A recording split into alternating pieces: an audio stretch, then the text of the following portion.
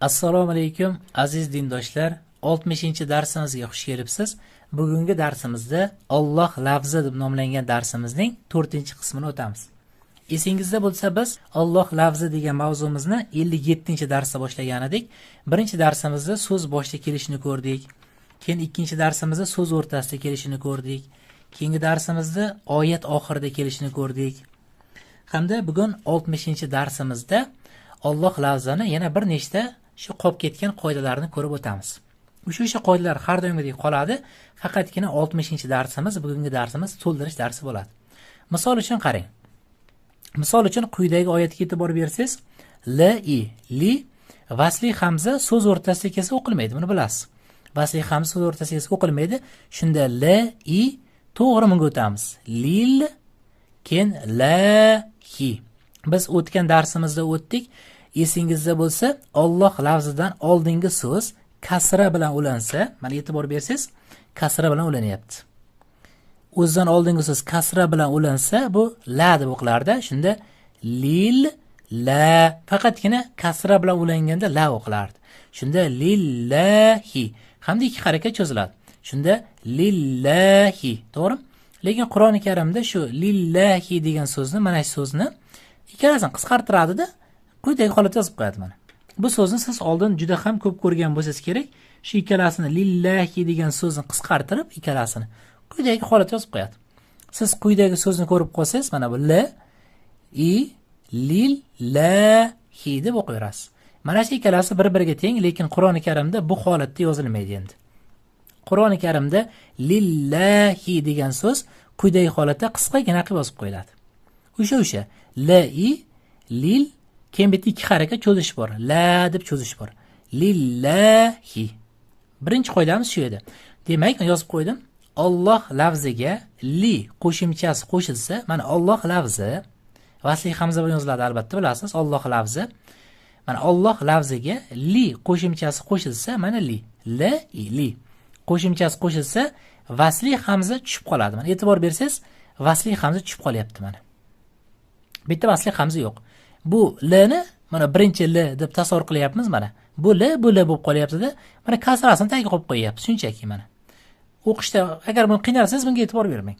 Shunchaki mana shu so'zni ko'rib qolsangiz, demak nima o'qir ekansiz?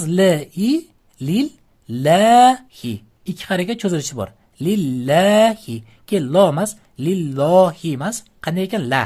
Nega desa, chunki undan oldingi so'z kasra bilan ulanyapti deyiladi. Bizda qoida bor edi. Alloh lafzi o'zidan oldingi so'zga kasra bilan ulansa, la deb o'qilardi.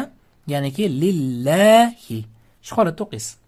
Asosiy e'tibor bergan joyimiz bitta la ikki harakat cho'ziladi, keyin lo emas, la o'qiladi. Nega? Chunki undan oldingi so'z kasra bilan ulanyapti. Shunda lillahi. Birinchi qoida shu. Alloh lafziga li qo'shimchasi qo'shilsa, vasli hamza tushib qoladi. Yoki osonroq aytadigan bo'lsak, quyidagi so'z lillahi deb o'qilar ekan. Birinchi qoidamiz shu. Endi ikkinchi qoida, qarang. Sal pastroq tushamiz. E'tibor bersangiz, masalan, hozir aytib o'tganimdek, Alloh lafzi o'zidan oldingi so'zga fatha bilan ulansa, fatha bilan, keyin domma bilan ulansa, bu lo deb o'qiladi, bilasiz mana, lo deb o'qiladi. Ya'niki huvallohu. Yoki to'xtamoqchi bo'lsam, huvalloh. Ikki to'g'ri old harakat cho'zaman. Yoki bo'lmasa nasrullohi yoki nasrulloh to'xtamoqchi bo'lsam. Ya'niki bular nima? Lo o'qilaydigan so'zlar. Ya'niki endi qoida bor. Shu lo deb o'qilsa Alloh lafzi. Ya'niki o'zidan oldin fatha yoki domma bilan ulansa lo o'qiladi-yu. Alloh lafzi lo deb o'qilsa sal qo'polroq o'qiladi. Ya'niki ayrimlar yo'g'onroq ham deyiladi. Qur'oni Karimda yo'g'on yozilgan. Ayrimlar yo'g'onroq, qo'polroq, qalinroq ham deyishadi. Ya'niki buni huvallahi emasda huvallohu. Bunday Alloh lafzi kelganini bildirib o'qiladi-da, yo'g'onroq o'qilishi kerak. Huvallohu. Ya'niki huvallahi emas, huvallohu yoki bo'lmasa nasrullohi. Ham cho'ziqlari bor ikki harakatdan lo deganda. Mana shunaqa yo'g'on bildirib o'qiladi. Huvallohu yoki bo'lmasa nasrullohi. Mana shuni yo'g'on o'qiysiz. Bu yoqda esa kasra bilan ulangan holatda esa mana a deb o'qiladi. Bunda odatiy o'qiyverasiz. Bismillahi. Bitta qo'polroq yoki bo'lmasa yo'g'onroq yoki qalinroq uch xil holatda aytilishi mumkin. Nasrullohi. Mana shunday bildirib, nasrullohi og'izni to'ldirib, shuni yuqoriroq o'qilish kerak. Maytda bismillahi i bilan ulangan desa odatiy ingichka o'qiladi. Tushunarli? Chunki bu yerda la deb o'qiladi. La deb o'qilayotgani demak odatiy lo deb o'qiladigan joylarda yuqoriroq, qo'polroq yoki bo'lmasa qalinroq o'qiladi. Tushunarli? Men yozib qo'ydim. Alloh lafzi lo deb o'qiladigan joylarda yuqoriroq, ayrimlar qo'polroq deydi. Ayrimlar qalinroq deyiladi. Tushunarli? Alloh lafzi lo deb o'qiladigan joylarda demak yuqoriroq o'qilar ekan. Shunga e'tibor berasiz. Ya'niki mana huvallohu nasrullohi shunaqa. Maytda bismillahi. Mana qarang, e'tibor bersangiz ham bu ingichka o'zi. La, bu yerda lo qo'polroq, yuqoriroq o'qilyapti. Bugun ikkita qoida o'tdik. Birinchisi lillahi. Mana bu yerda lillahi so'zi bu holatda emas, qisqartirib yozilar ekan. Birinchi qoidamiz. Ikkinchi qoidamiz Alloh lafzi lo deb o'qiladigan joylarda qo'polroq, qalinroq o'qilar ekan. Shu ikkita qoidani o'tdik. Shu bilan Alloh lafzi degan mavzumiz o'z nihoyasiga yetdi. 60-dars, ya'niki Alloh lafzi 4-qism, 4ta qismdan iborat ekan. 4ta qismga bo'lib batafsil holatda o'rgandik. Keling, shuni bir takrorlash qilamiz. Biz Alloh lafzini 57-darsdan boshlab o'tishda boshladik. Birinchisi so'z boshida yoki oyat boshida kelishni o'rgandik. Alloh lafzi oyat boshida kelib qolsa, yolg'iz holatda oyat boshida bo'lgandan keyin shumon boshlanadi-yu. Vasli hamzamiz nima o'qilar ekan? A o'qilar ekan. Keyin A deb o'qilgani uchun bu nima deb o'qiladi? Lo. Alloh deb ikki harakat cho'zib o'qib ketilar ekan. So'z boshida kelganda. Keyingi darsimizda biz 58-darsimizda o'tdik. Oyat o'rtasida kelishi. Yoki so'z o'rtasida dedik, shu oyat nazarda tutiladi, albatta bilasiz. Masalan, huvallohu deganda bu yerda ikki harakat cho'zib o'qishni o'rgandik. Keyin 59-darsimizda esa oyat oxirida kelishni o'rgandik. Oyat oxiriga kelganda 2, 4, 6 harakat cho'zib to'xtalishini, 58-darsimizda oyat o'rtasida bo'lsa, faqatgina 2 harakat cho'zishni o'rgandik. Keyin masalan kasradan tashqari holatlarda Alloh lafzi o'zidan oldin kasradan tashqari boshqa harakatlar bilan ulansa, lo deb o o'qilishni o'rgandik. Hamda mana bugun 60-darsimizda esa bu yo'da 60-darsimiz, 60-darsimizda esa mana qisqartma holatda yozilishi lillahi, keyin qo'polroq o'qilish holatlarini batafsil o'rgandik. Hozir yana Qur'oni Karimdan bitta joyni ko'rsaman sizga. Qo'polroq o'qilgan holatda, yuqoriroq o'qilgan holatda rangi sal boshqacharoq bo'ladi.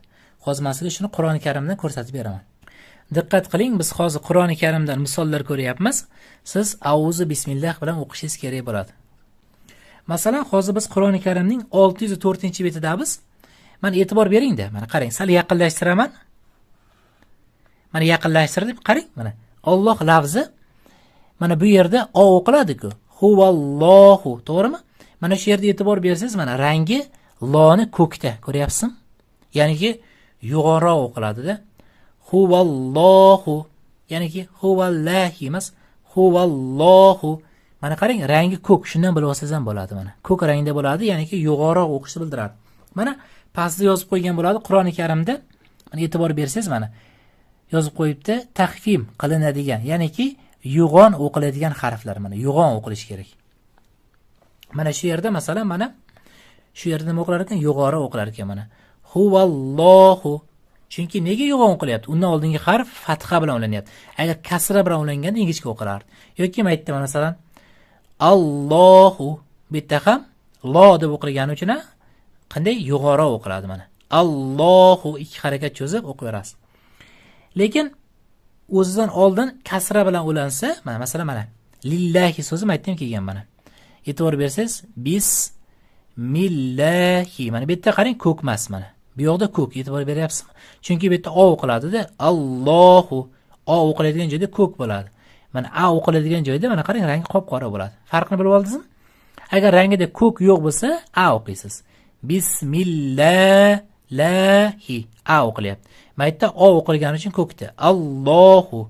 Ko'rdingizmi? Shundan ham bir farqini ajratib olsangiz bo'ladi. Keyin bugun ko'rgan so'zimiz lillahi so'zini ko'rdik. Fotiha surasida bor, ko'rsaman hozir. Masalan, mana Fotiha surasini ko'rsangiz, mana birinchi oyatida turibdi. Qarang.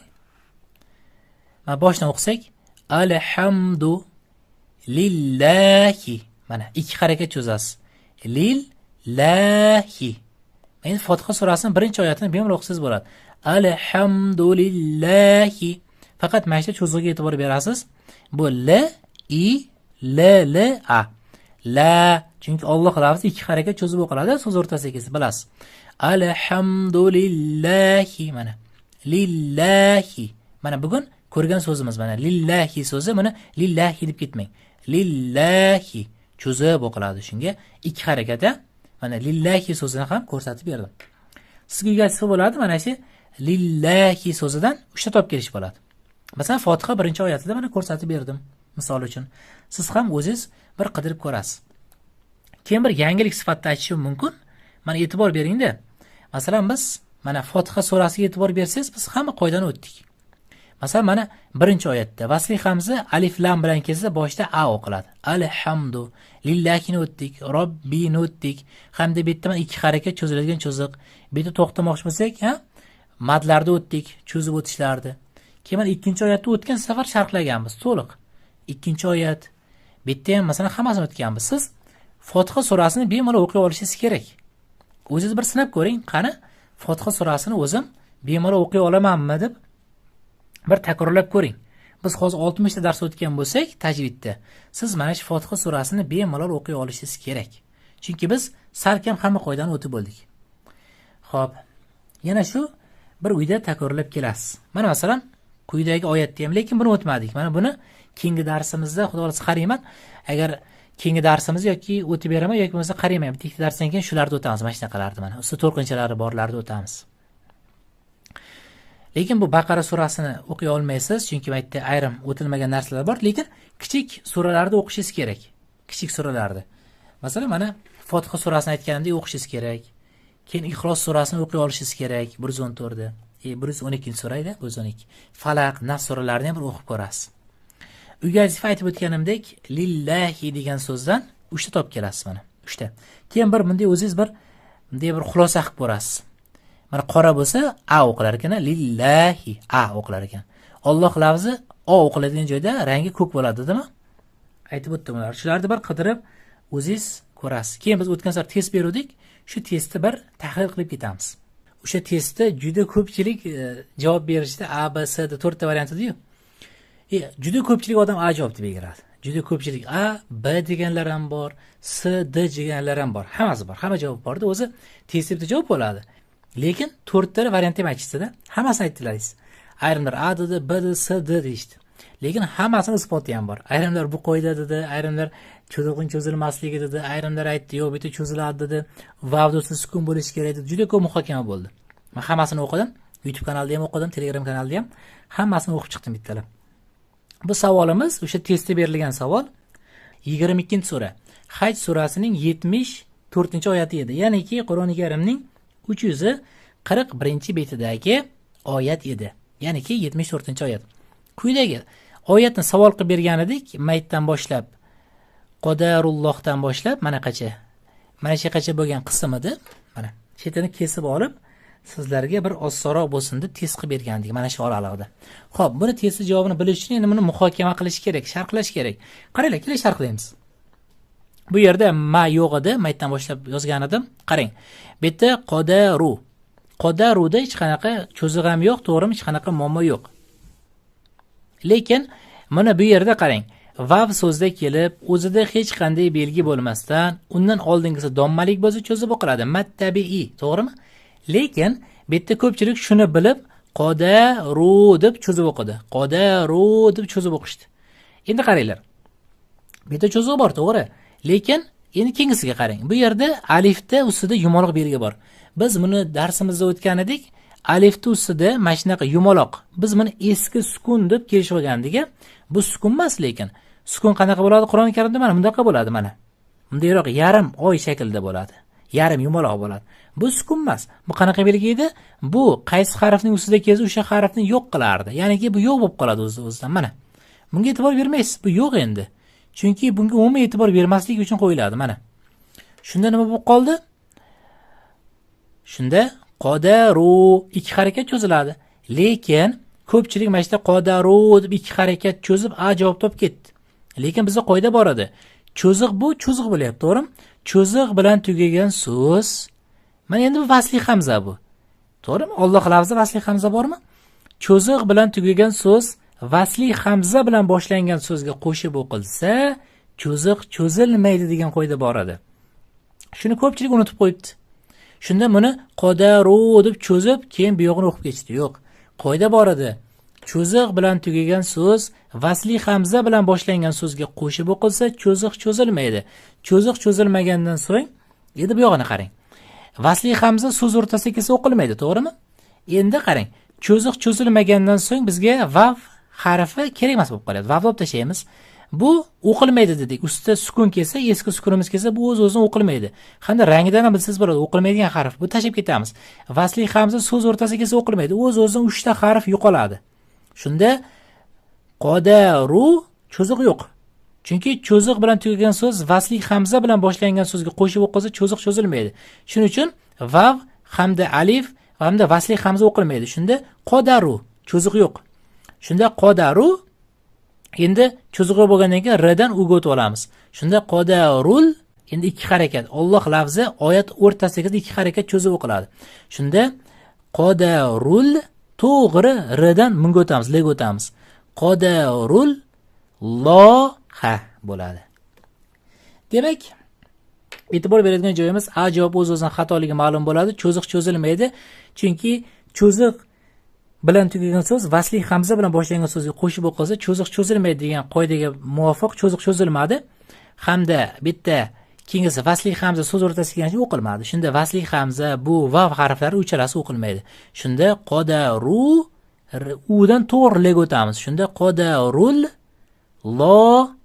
lo deb ikki harakat cho'zadi. Chunki Alloh lafzi so'z o'rtasiga kelyapti. Shunda qodarul loha edi. Shunda to'g'ri javob S javob bo'ladi. Men kuzatdim, kommentariyalarni hammasini o'qidim. YouTube'da juda ko'pchilik birinchi A javobni belgiladi. Telegramda ham shunaqa bo'ldi. Hamma A javob deyishdi, keyin B ni, D ni ham aytishdi, lekin S javobni aytganlar ham bo'ldi. S javobni aytganlar bo'ldi, lekin kamroq bo'ldi. Boshida ko'pchilik A, keyin B va D ni belgilashdi. Keyin bir kunlardan keyin, bir necha soatdan keyin o'ylab ko'rishdi, yaxshilab keyin hammasiga o'tdi. Boshda lekin topib olishmadi ko'pchilik. Boshda topib olishmadi. Lekin bir necha soatdan keyin hamma keyin fikr mulohaza qilib, aytdim-ku, Telegramda fikr almashinglar deb. Telegramda keyin fikr mulohaza qilib, S javobni keyin isbotlab ham berishdi. Mana shu qoidani aytib, dars sonigacha aytib berishdi. Ayrimlar men qoyil qoldim, ayrimlar Qur'oni Karimda shu surani topishdi ham. Topib sharhlab berishdi. Ayrimlar botga ham yozdi, to'g'ri. S javob to'g'ri edi. Shu ko'pchilik lekin keyin sharhlab berdi. Lekin o'sha zahoti sharhlab berganlar ham bo'ldi oralaringizda. Bitta maqsad nima? Maqsad oldingi darslarni takrorlash. Ayrimlar mana shunday ko'p xato qilishdi. Cho'ziq bilan tugagan so'z vasli hamza bilan boshlangan so'zga qo'shib o'qilsa, cho'ziq cho'zilmaydi. Mana shu qoidani ko'pchilik unutib qo'ydi. Lekin keyinchalik topdinglar. Lekin shu men kuzatdim, kommentlarni hammasini keyin Telegramda shu muhokama bo'ldi guruhda, keyin topdinglar. Bitta topamadinglar lekin. Ayrimlar lekin topganlar ham bo'ldi. Yaxshi, asosiysi yomon emas. Asosiy maqsad aytmoqchi bo'lganim shu oldingi o'tgan darslarimizni takrorlab turinglar. To'g'ri, sizlar yodimda deb o'ylashinglar mumkin, lekin ayrim qoidalar bo'ladi, esdan chiqib qoladi. Shu har darsni boshlashdan oldin bitta daftarni qaytarib chiqsanglar, Xudo xohlasa shunda juda ham yaxshi bo'ladi, yaxshi natija beradi. Biz buni ko'p sinab ko'rganmiz. Har darsni boshlashdan oldin daftarni boshidan oxiriga takrorlab chiqsangiz, qoidalarni o'z-o'zini yodlab olasiz. Masalan, ayrim qoidalar qiyin bo'lishi mumkin, lekin siz har kuni qaytaraversangiz yodga ketadi. Shuning uchun qaytarishda maslahat beramiz. Bugun yana bitta test beramiz sizga. Shu testni yana bir o'ylab ko'rasiz. Bugungi testimiz ham Xudo xolasa qiziqroq bo'ladi. Bugungi testimiz quyidagi savoldan iborat. Yana shu qanday o'qilishini topishingiz kerak. Bu yerda masalan A javob aytayapti, ula 2 deb yozilgan deyapti. Ya'ni bitta hammasi cho'ziq. A javobda 4 harakat, B javobda la 2 harakat, S javobda ham 4 harakat, hamda D javobda 2 harakat. Xo'p, endi bitta A javobga keladigan bo'lsak, ula deb la 4 harakat cho'ziladi hamda 2 deb o'qiladi deyapti. Vav unda tashab ketilgan javobda. B javobda esa V o'qiladi. Axir vav bor deyilyapti. Shunda u la 2 deyilyapti, 2 harakat. S javobda esa yana shu V harfi bor, bu yerda tashab keta olmaymiz deb S javobda ham shu u vila deb keyin to'g'ri harakat cho'zilyapti. D javobda esa vav tashlab ketamiz. Vav o'qilmaydi deyilyapti hamda ikki harakat cho'ziladi deyilyapti. Yana bu yerda e'tibor berishimiz kerak bo'lgan narsa madlarga boryapti. Shu madlarga e'tibor berasiz. Keyin shu yana testga qaraysiz xullas. Qaysi javob to'g'ri bo'lsa, YouTube'da bo'lsangiz yana shu videosi yozib qoldirasiz. Agar Telegramda bo'lsangiz, Telegram guruhda yana birgalikda muhokama qilasizlar. Keyin UGASF bo'limiga ham yozib jo'natsanglar bo'ladi. YouTube'dagilar YouTube'ga komment yozadi, Telegramdagilar esa Telegram guruhda yozib muhokama qilishadi. Keyin UGASF bo'limiga ham to'g'ri javobni belgilab yozib yuborasiz. Keyin sharhlang. Nega u javob bo'ldi? Masalan, A javob nega bo'ldi? B javob bo'lsa nega? S'dir balki D'dir. Nima uchunligini keyin sharhlab yozinglar. Keyin shu har doimgidek Telegram guruhda birgalikda muhokama qilasizlar. Bugungi darsimiz shu yerda o'z nihoyasiga yetdi. Xudo xohlasa yana keyingi darsimizda to'g'ri javobni videoning so'ngida aytib ketamiz.